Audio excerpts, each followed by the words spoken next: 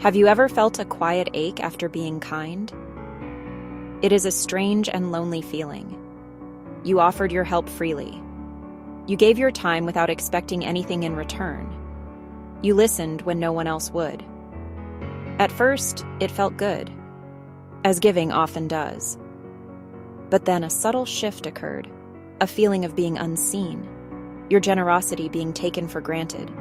It started to creep in. It is not a loud, angry hurt. It is a gentle, persistent whisper. Did they even notice what I did? This is the hidden cost of being nice. A silent burden carried by so many good-hearted people. This feeling often arrives on a quiet evening. Perhaps as you are walking home alone. The sun might be setting, painting the sky in soft colors, orange, pink.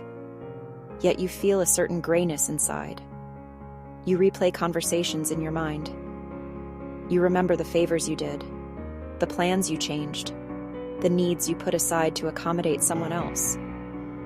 You wonder why your kindness seems to lead to this hollow place. You are not looking for a trophy or a grand thank you. You are simply wishing for a small sign of recognition, a simple acknowledgement that your effort mattered, that you matter. The world tells us to be kind. It is a beautiful message. Kindness is a strength. It connects us and makes life better for everyone. But nobody prepares you for the downside. Nobody talks about the exhaustion that comes from constantly giving, pieces of yourself going away without ever being refilled. They don't mention the slow erosion of your own needs and desires when you are always prioritizing others. It can feel as though your own well is running dry. You are the only one who is thirsty, standing right beside it, still offering water to everyone else who passes by. This experience can be deeply confusing. You start to question your own nature. Am I too soft? Am I being naive? Should I stop being so helpful? These questions can lead to a place of sadness and isolation. You might even feel a little bit of shame, as if you are somehow to blame for being taken advantage of. Please know that you are not alone in this feeling. This quiet pain is a shared experience for many kind souls. It is not a flaw in your character. It is simply a sign that something is out of balance, a signal that your kindness needs protection. It is natural to feel lost when your best intentions seem to backfire. You might feel a gentle pull to build walls around your heart. Perhaps you have considered being less available, less giving less. It is a tempting solution, a way to protect yourself from being hurt again. But what if there was another way? What if you did not have to choose between being kind and being respected? Imagine a world where your generosity could flow freely, but within channels that keep you safe and energized. A world where your kindness is a source of joy, not a path to burnout. This journey is not about becoming cynical or guarded. It is not about learning to be unkind. On the contrary, it is about learning how to practice a more sustainable, more powerful form of kindness. It is about understanding that true generosity includes being generous with yourself. This means learning to set gentle limits. It means recognizing your own needs as valid and important. It is about discovering that saying no sometimes is not a selfish act, but a necessary one. It is the act that allows you to continue saying yes from a place of genuine willingness, not from a place of quiet obligation. In the moments ahead, we will walk this path together, step by gentle step. We will not be using blame or harsh criticism. Instead, we will use understanding and compassion as our guides. We will explore why your kindness is sometimes misread by others. We will look at the subtle patterns that can lead to feeling used, and we will do so without judgment. This is a safe space to explore these feelings and to learn new tools. You do not need to change who you are at your core. Your kind heart is a gift to the world, and it deserves to be honored. Our goal is simple and clear. We want to find the beautiful balance where your kindness can flourish alongside your own well-being. We will uncover practical, gentle strategies to protect your energy while still being the warm and helpful person you are. This is not about building a fortress. It is about planting a garden and learning how to tend to it. It is about learning to build a fence not to keep people out, but to give your own beautiful flowers the space they need to grow strong and vibrant. Your journey to a healthier, happier way of giving starts now. To understand why kindness is sometimes misread, we must first see it from an outside perspective.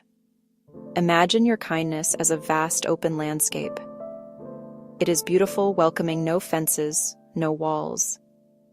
Anyone can wander in, enjoy its beauty, rest in its shade. There are no signs that say, "Do not walk on the grass. Please close the gate behind you."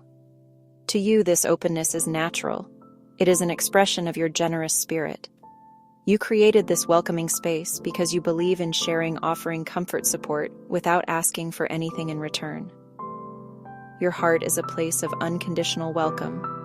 However, when others encounter this open landscape, they interpret it based on their own experiences and expectations. Some will see it as a beautiful gift, treat it with respect, tread lightly, admire its splendor. But others may see it differently. For someone from a world of transactions, or used to clear boundaries, your open landscape can be confusing. They might not read absence of fences as generosity. They may think it means no owner, no one to protect it. They may assume resources are limitless, available for the taking without consideration or care. This is often not malicious, but a misunderstanding of social cues. Boundaries are the invisible rules of engagement. They tell us how far we can go, what is acceptable, what is not. When boundaries aren't clearly communicated, people rely on internal maps. If someone's map is drawn from scarcity or opportunism, they may see your kindness not as strength, but as lack of self-preservation. They misread gentle nature as passivity, willingness to help as invitation to take more. Think of it like the tide. Your kindness ebbs and flows, a natural rhythm of giving. If someone only arrives at high tide when water covers the shore, they may not realize there's a low tide. They may not understand the water recedes, that the giver needs time to rest and replenish. They become used to abundance, then are surprised or annoyed when the landscape changes. They misread constant availability as permanent rather than a generous, finite offering from your heart. Human relationships are often governed by an unspoken psychological principle: reciprocity. This is the idea that when someone does something for us, we feel a natural urge to do something for them in return. It is a fundamental part of social cooperation, a kind of invisible glue that holds our connections together. When a friend helps you move, you feel inclined to buy them dinner. When a colleague covers your shift, you feel obligated to return the favor. This system creates a sense of balance and fairness. It ensures that giving and receiving are part of a healthy two-way exchange. Kind people, however, often operate outside of this standard system. Your instinct is to give freely, without any expectation of getting something back. You offer your help because it feels right, because you genuinely care about the other person's well-being. You do not keep a mental scoreboard of favors given and received. This is a beautiful quality, but it can disrupt the natural flow of reciprocity. When you consistently give without signaling any need for return, you send a message that the exchange is complete. The other person's innate urge to reciprocate may be quieted, as you have implicitly told them it is not necessary. Over time, this pattern can unintentionally redefine the relationship. The other person begins to see you as a giver and themselves as a taker. This is not necessarily a conscious or malicious decision. It is a role that evolves from repeated interactions where the balance of reciprocity is suspended. Consider a friend who always borrows small amounts of money but never pays it back. At first, you dismiss it because the amount is small and you are happy to help. But as it continues, a new dynamic is set. Your friend has learned that with you, the normal rules of borrowing and returning do not seem to apply. This creates a subtle but significant cost-benefit analysis in the other person's mind, even if it is unconscious. The cost of receiving your help is zero. There is no expectation of repayment, no favor to return, no social debt incurred. Therefore, asking for your help becomes an easy, low-cost solution to their problems. They are not necessarily trying to use you. They are simply following the path of least resistance you have inadvertently laid out for them. Your kindness, meant to be a gift, is misread as a free resource, available without the usual social price tag of mutual exchange. For many kind individuals, the desire to be helpful is deeply intertwined with a need for approval. This is often described as people-pleasing. It is a pattern of behavior where you prioritize making others happy, often at the expense of your own needs and feelings. This habit may have started in childhood as a way to earn love and avoid conflict. It might have been rewarded. It might have been praised as being good or easygoing.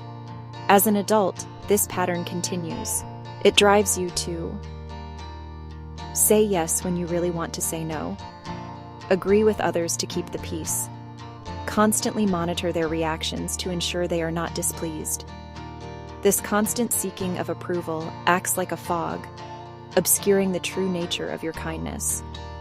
To others, your helpfulness does not always look like pure, selfless generosity. Instead, it can be interpreted as a bid for acceptance. When you are always available, always agreeable, always accommodating, your actions can seem less like a choice and more like a compulsion.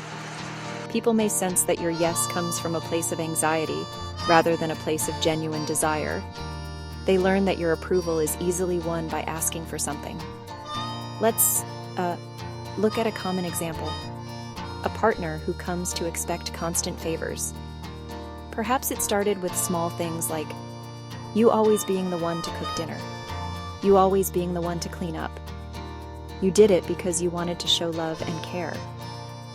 But your desire to please also meant you rarely, if ever, asked them to share the load. From their perspective, your actions were not just kind. They signaled you were happy with this arrangement. They did not see the quiet fatigue building up inside you. They only saw a smooth, conflict-free routine where their needs were consistently met without effort. This creates a dangerous feedback loop. The more you please, the more people expect to be pleased. Your identity becomes wrapped up in being the nice one. Your identity becomes wrapped up in being the dependable one. Your value, in your own mind and in the eyes of others, becomes tied to what you can do for them. This is how your kindness is misread as a service. It is no longer seen as a gift from your heart. It is seen as a function you perform. Your deep, authentic desire to connect and help is overshadowed by the habit of people-pleasing, turning your generosity into a predictable, and therefore exploitable, pattern. Boundaries are the invisible lines we draw around ourselves. They communicate our needs, our limits, and our values to the world. They are the gentle instructions that teach others how to treat us with respect. A boundary might be as simple as saying, "I can't talk right now, but I can call you back this evening," or as significant as ending a friendship that consistently drains you. For kindness to be sustainable, it must be supported by these clear, healthy boundaries. They are not walls to keep people out. They are fences that protect the sacred garden of your inner world, allowing your kindness to grow without being trampled. The problem for many kind people is that their boundaries are often invisible, not just to others, but sometimes even to themselves. You might feel a flicker of resentment when a friend asks for yet another favor, but you push it down. You might feel exhausted and need a quiet evening alone, but you agree to go out because you do not want to disappoint anyone. You override your own internal signals so often that you begin to lose touch with them. When you are not clear on where your own limits are, it is impossible to communicate them to anyone else. You present a landscape with no fences because you have forgotten where to build them. This lack of clarity is easily misread. When you do not state your limits, people naturally assume you do not have any. They are not mind readers. They cannot see the internal struggle or the emotional cost of your constant giving. All they see is your outward compliance. A person who consistently over-explains their reasons for not being able to do something, for example, is sending a mixed signal. They are saying no, but the lengthy justification that follows sounds like an apology for having a boundary in the first place. This can communicate to the other person that your boundaries are weak and negotiable. Ultimately, people will treat you the way you permit them to treat you. If you consistently allow your time to be taken, your energy to be drained, and your needs to be ignored, you are inadvertently teaching them that this is acceptable behavior. Your kindness, which comes from a place of genuine care, is misinterpreted as a permanent green light. They see an open door and assume they are welcome to enter at any time, for any reason, without ever needing to knock. This is not because they are bad people, but because you have not yet shown them the sign that reads, "Please respect this space." Before you can build a fence, you must first walk the perimeter of your own land. The first practical step toward healthier boundaries is not about confronting others. It is about connecting with yourself. This is the gentle art of the self-check. It means creating small moments in your day to pause and listen to your own inner world. It is about learning to notice the subtle signals your body and emotions are sending you. For so long, you may have been focused on how others are feeling, but now it is time to turn that compassionate attention inward. This is the foundation upon which all strong, kind boundaries are built. This process can begin simply. Try to check in with yourself a few times a day. You can set a quiet alarm on your phone or use a natural cue, like when you pour a cup of tea or, look out a window. In that moment, ask yourself a few gentle questions. How am I feeling right now physically, emotionally?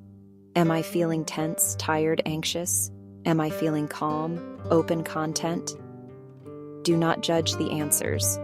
Your only job is to notice them, to acknowledge their presence with the same kindness you would offer a friend. This simple act of noticing is revolutionary. It validates your own experience as real and important. Once you start noticing your feelings, you can begin to name your needs. If you notice you are feeling exhausted, the underlying need might be for rest. If you feel a flicker of resentment after a phone call, the need might be for more respect or reciprocity in that relationship. At first, it may be difficult to identify these needs. You might be out of practice. Be patient with yourself. Naming a need, even just to yourself, is a powerful act. Saying, "I need a quiet evening alone," or "I need to feel appreciated," gives it form and legitimacy. It moves from a vague feeling of discomfort to a clear, actionable piece of self-knowledge. This practice of self-checking is like learning a new language, the language of you. It is a quiet, personal rebellion against the habit of putting yourself last. It does not require any grand announcement or dramatic change. It is an internal shift, a commitment to honoring your own humanity. By consistently paying attention to your feelings and naming your needs, you are gathering the essential materials you will need to build your boundaries. You are gently reminding yourself moment by moment that you matter. This is the first, most crucial step in protecting your kindness from burnout. We have journeyed together through the quiet landscape of the kind heart, exploring both its beauty and its pain. We have seen how a generous spirit can be misread, how unchecked giving can lead to resentment and the slow erosion of self, and how kindness can be perceived as weakness. But the purpose of this journey has not been to dim your light or to encourage you to build walls around your heart. Instead, it has been to reassure you of a profound truth. Your kindness is a superpower, and like all powers, it is most effective when it is wielded with wisdom and intention. True, sustainable kindness does not require you to be less of yourself. It asks you to be more fully yourself, boundaries and all. The path forward is not a radical transformation, but a series of gentle shifts in awareness and action. It begins with the simple, quiet act of turning your compassionate attention inward, learning to listen to your own needs through the art of the self-check. From there, it grows with the steady practice of small changes. Say a kinder no that honors your limits, voice your needs, and ask for support. Calmly reinforce boundaries when crossed. These are not grand, dramatic gestures. They are small, consistent acts of self-respect that, over time, will fundamentally reshape your relationships and your relationship with yourself, creating a life where your generosity energizes you instead of draining you. As you begin this practice, remember to be as kind to yourself as you are to others. There will be moments of guilt, discomfort, and uncertainty. You may stumble, say yes when you meant no, or let an old pattern resurface. This is not failure. It is part of the learning process. Each time you notice, you have an opportunity to try again, to choose differently, to be a little clearer and a little firmer. The goal is not perfection, but progress. It is about slowly, patiently, cultivating a garden where your own well-being is tended to with the same care you give to everyone else's. Your kindness does not need to be sacrificed for your strength. They can and should grow together in beautiful harmony. So here is a gentle invitation. Today, try to set one small, kind boundary. Perhaps it is taking 10 minutes for yourself without apology, declining a small request that does not align with your needs, or simply noticing a feeling and honoring it without judgment. Watch what happens. Notice the small shift in your own energy, the quiet confidence that begins to bloom. This is how your kindness not only survives but thrives. By planting the seed of a single boundary, you are not closing yourself off from the world. You are creating the necessary space for your most authentic, joyful, and sustainable kindness to finally blossom and grow for years to come.